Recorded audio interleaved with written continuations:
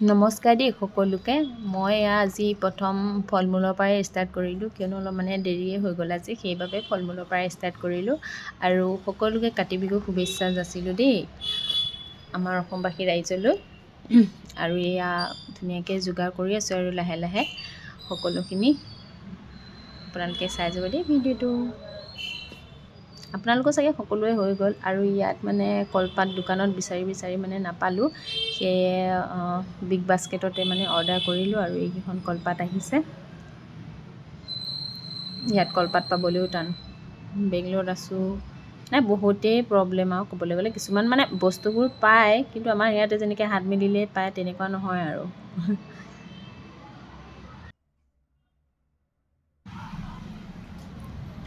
আৰু আপোনালোকক মই ধুনীয়াকৈ বস্তু এটা দেখাম দেই।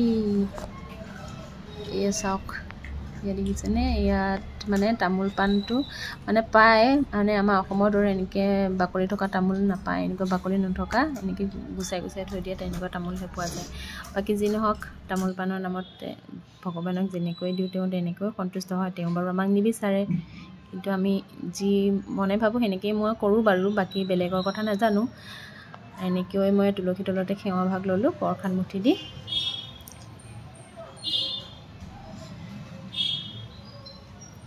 ৰংগলী বনাবলৈ নাজানো, তথাপিও এনেই এপাক ট্ৰাই কৰিলোঁ আৰু আজি।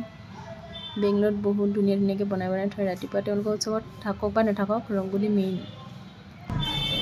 মোৰ ফালৰ পৰা সকলোলৈ কাতি বিহুৰ শুভেচ্ছা জ্ঞাপন কৰিলোঁ। মোৰ অলপ পলমেই হ'ল, ডিউটিৰ পৰা আহি ঘৰ চাফ চিকুণ কৰি আৰু ধুনীয়াকৈ প্ৰসাদকেইটা আগবঢ়োৱালে অলপ দেৰিয়ে হ'ল।